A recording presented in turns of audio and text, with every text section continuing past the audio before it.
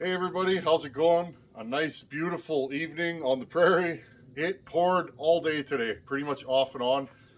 So instead of doing truck work and yard work and even shop work, I gotta clean my shop up, friends. Oh, it's bad right now. I've had too many vehicles going in and out of here lately, so I take all my saw parts and I go, it's bad. But so I figured I'd jump out here tonight. How's everybody doing? Had a great day. Did a bunch of running around, grabbed supplies, a couple things I need for the Wood Weasel Part 2. I still don't have a name for this truck, friends. Post a comment if you have a good name for the old F-250. If you got a good one, I'll adopt it for her. But anyhow, today's video, I was just yakking with Jason Mercer, and he was doing a bottom end on 266, I believe. And he said he's whacked it with a mallet and it won't free up. I've done a ton of bottom end videos, but I thought in today's video, I'm going to give you guys like a quick and dirty tips and tricks once you get it together. If you guys are curious on how to take it apart and all that, I'll show you that too. But check in my 266 playlist. There's tons of bottom ends in there. I've done a 461 bottom end. 372s. I've done many bottom ends on this channel. So anyways, without rambling along like I do, let's jump right in. I have a 272 bottom end here. I want to kind of go over the do's and don'ts of bottom ends and what to do when you have a problem, meaning you've put it together and you can't get it to break free. I'll show you guys that. Okay, so I have a 272 bottom end here. It could be any bottom end. It could be a Stihl, Husky. It don't matter, okay? Any bottom end that you have. Now, there's two ways to assemble the bottom end. You either put your bearings in the case, right? You heat your case up, or put your bearing in the freezer and just warm your case up, slip your bearings in, okay? That's one way. The other way is, and I often do it this way, I heat my bearings up, and I put the bearings on the crankshaft, okay? Now, after you put them on the crankshaft, let it cool down. Preferably wintertime is when I like to do my bottom ends because I can just throw the parts outside in a bag and they freeze real quick. Okay, let it cool down. Heat your cases up, okay? Heat around here. Heat around here with your heat gun. Here's mine. That's a couple years old. It's got dust hanging off of it. I can't wait for that new shop, friends. The wind blows through my shop because of just how old it is. Everything gets dusty. That's why I bag everything. Saws go bagged in boxes, etc. to keep them clean. Here's my heat gun. This is one of the most used tools in my shop. This thing gets used probably once a week. I light fires with it. Okay, take your heat gun. Heat up the case. Slip one side in. Okay, drop your bearing and your crank onto the one side, and then the other side, put your gasket on, either with or without sealant, depending on what kind of mood you're in. I do it both ways. Okay, put it together. So now you've heated it together. Now, Jason mentioned that it only went together halfway and then it got stuck, and he used the bearing, or not the bearing, he used the case bolts, which are on the other side on this saw. He used the case bolts to pull it together. That's fine. Sometimes you got to do that. Okay. Now, so he's got it all together. Once you do that, take a brass mallet. All right. Take a brass mallet and you go like this. That way. Now what that does is that takes any side load off your bearings. Okay. Because especially if you have to push it together or pull it together, if that bearing's fighting that pocket and doesn't want to go in smoothly, now as you squeeze it together, you're putting minuscule amount of movement on that bearing, but it's pushing it up against the crank and it'll bind the bearing, right? Bearings don't like side load. At least these kind of bearings don't. I'm sure there's bearings out there that don't mind it, but okay. So what he was saying is he sent me a picture of the bottom end and what it looked like. Maybe I'll even insert that picture in here. Here's the picture that Jason sent me. Notice on the left, can you see the bearing is not fully seated into the case. when you have this happen 9 times out of 10, you have major side load and you can't tap it hard enough with a hammer to get it to move over. So I'm glad he sent me this picture. So notice the bearing sticking out. Okay, this bearing, see on my build, it's pretty much flush with the case. It's sticking out just slightly. And this bearing was sticking in a little bit. I believe it was this way, the picture he sent me, okay? So what ends up happening, if you guys look in there, there's a shoulder here on the crank, and that goes right against the bearing. Now, on this side, there's also a shoulder, okay? So what ended up happening is I think his bearing was still sticking out of the case too far, and it was pushing, and he said it was tight. Now, this one has the seals in it, so it's not going to move freely, but he said it was tight, and he's whacking it, and he said it's just not moving. So, if you have that happen to you, okay, I'm going to show you guys this little move, and I've done this on video, but I get asked this many times a week, probably. Guys are doing bottom ends, because let's face it, top ends are pretty easy to swap, right? Let's be honest. You clean this up, you put a new base gasket, put your piston rings, keep everything clean, put it back together, you got a saw for minimal expenditure. But bottom ends, that's where people go, ooh, I don't like the looks of that. Now you do need one of these. This one's all corroded, and I've had this thing for years. Look how mushed that is. I've been saying for years I gotta get a piece of drill rod and make a new tip. Look how mushroom that is, okay? This thing's been to war. I wonder how many bottom ends I've done with that puller. Probably 40 or 50. I mean, that's not a lot for a high production shop, but I mean, let's be honest. Most of the shops around here don't even do bottom ends on saws anymore. So, where me, every saw that runs through here pretty much gets a bottom end. Okay, friends. So, this here and here hits your bearing, right? Look at that, friends. That's even starting to get mushroomed. It might be time to replace this thing. Okay, so here and here holds the bearing, and this pushes the crankshaft through, right? Through here. Okay, you guys see that? But if you have your case together and you have a bearing that's sticking in too far, and I'm going to talk about after why you want your crank centered, okay? On these, it's easy. The center line of the cases is the center line of the crank. How do you measure that? I'll show you guys.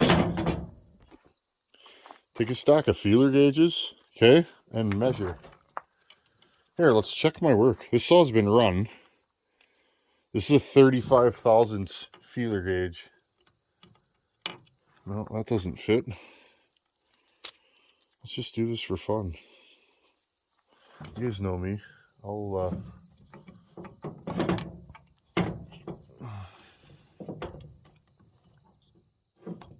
Okay, so that's a 32 thousandths feeler gauge, and it is tight. It just fits on that side, and it just fits on that side, okay?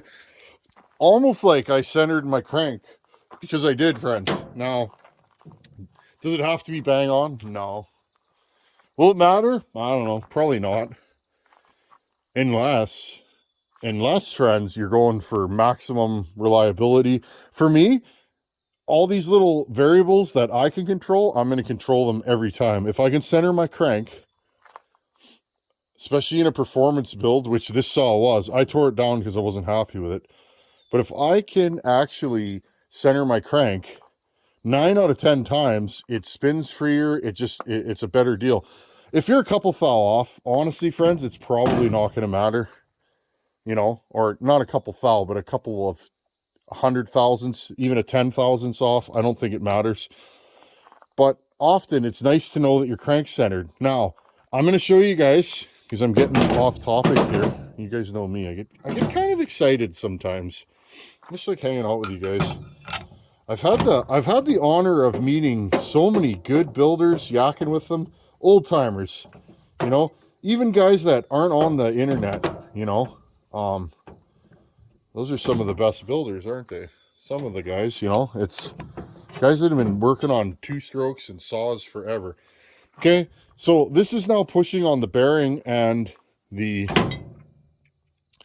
center of the crank. So if you have your case bolts in, and I told Jason to do this, if you have your case bolts in, take your heat gun and now heat around this again.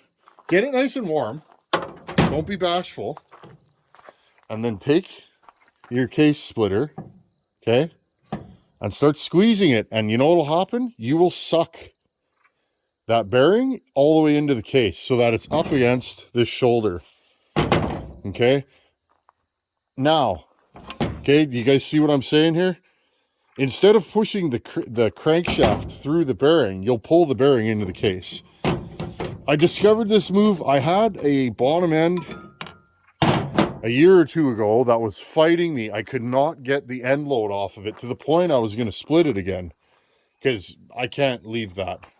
I can't trust that it's going to work itself free after the saw's been run. So I wonder if the case tool will suck it in, and it did. I like to apply heat because then you're not forcing anything. I'm always super paranoid about damaging these cases because a lot of these cases are magnesium and it's very, very soft. If you score this case all the way through, you might get a leak on the outside, okay? On the outside of the crank seal. Not the worst deal. If you did do that, well, you could glue the crank seal in with some Moto Seal or whatever you want. But if you damage that bore too much or remove material, well, guess what? That bearing could spin, okay? It's another reason why you don't want side load, because if you heat that bearing and it's got side load and it grabs, guess what? You're going to spin the bearing in the case. And then you need a new case. It's just that simple. Okay, so now you've pulled the bearing in. Check your crank center line.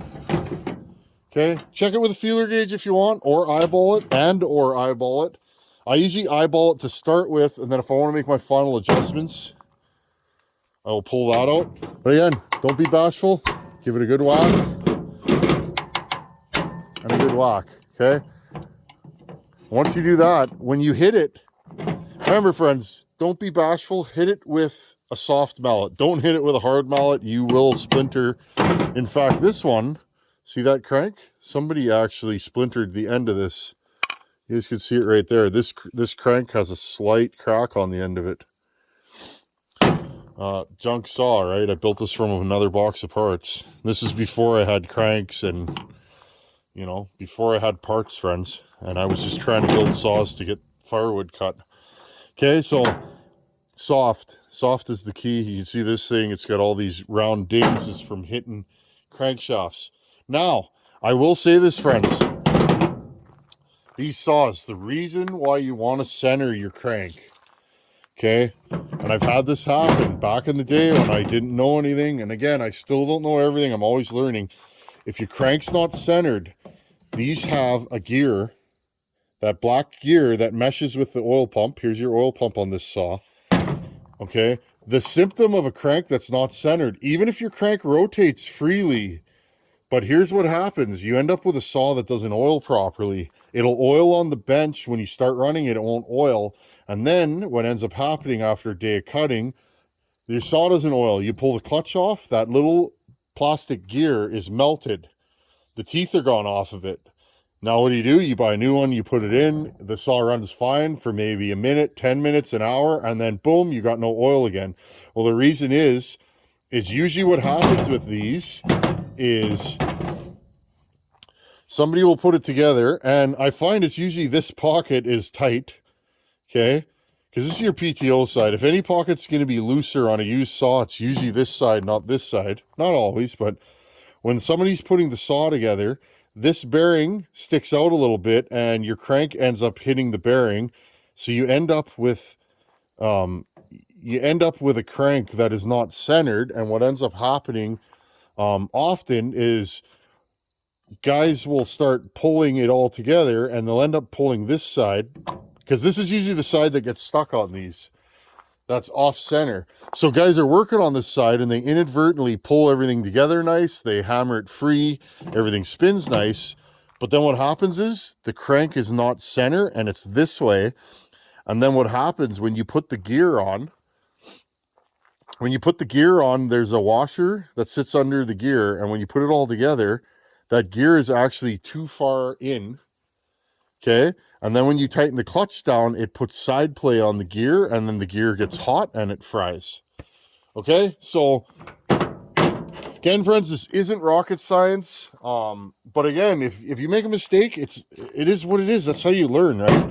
Friends, all this information I share on the channel is stuff that I've messed up and I go, you know what? I better show somebody that not everybody can afford to make mistakes. Not everybody, you know, has boxes of bearings and maybe it's your only saw. You need firewood this winter. That's why this channel is here. And mechanics is my strong point. You know, I do port saws, but friends, I still think I'm a better mechanic than I am a saw porter. And I'll say that 100%. I know some people go, ooh, how could he say that? It's true. Now, okay. So on any saw, make sure your crank is centered. Now again, this moves this way. That's totally normal. Why? Differences in bores. And your crank can go side to side slightly. It was question of the day last week or a week before. A guy was asking, look, that's totally normal. You want no up and down play when the crank is in the center or when the rod is in the center. Okay, no discoloration. Make sure it's not white or blue here and here. If it is, you probably got a bearing that's piling up. Okay, friends? So center those cranks because if you don't, you're going to get into trouble. If it does get stuck, use heat. Pull it. Okay, pull it or use heat on both sides and hammer it over. If you don't have this puller, well, then I guess you're hammering this, push it over, and then hammer it back. Usually the bearing will go in, and then you can knock this over. It is easier to make a crank center with this, and I will say that. I could push a crank over from either side. If I need a thousandth or two, I can go, okay? So, I don't know what these cost now. This is an aftermarket, no-name one. I bought it for like 35 bucks years ago. I don't even know how many years. Okay, before I had the channel, friends, and worth every penny. Like I said, look at the damage on this thing, but it's done 50 bottom ends probably, maybe more.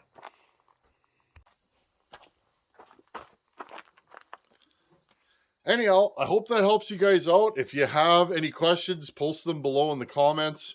And I get inspired by you guys. Jason sent me a message and I looked at the pictures and I told him I'm going to make a video about this right now. This is the important stuff because if you don't know, you don't know. And it's okay not to know, friends. I've wrecked stuff, whether it be trucks, automotive stuff, or whatever. I've wrecked stuff because I didn't know. Nobody was born knowing everything. We all learned, and it's baby steps. I know guys that are like, wow, you know all this stuff. Guys that I know that have never pulled a wrench in their life, they're like, well, you know all this stuff. It's like, well, start learning. I've been wrenching my whole life, friends, and the more I know, the more I learn, and the more I learn, the more I want to know, and you just keep going. And that's what this channel's about. I love wrenching. I've been a wrench my whole life, whether it be a pick-em-up truck or a bottom end on a chainsaw. So anyhow, if you have any questions, post them below. Send me an email. My email's on my about page. Keep sending the questions of the week. I appreciate you guys sending them. It gives me ideas for content, and I love that part. For the newcomers, welcome. I put a question of the day at the end of pretty much every video from a viewer. So if you're new here and you have questions, hit me up with an email. My email's on my about page. Anyhow, thanks for watching. Take her easy. Later.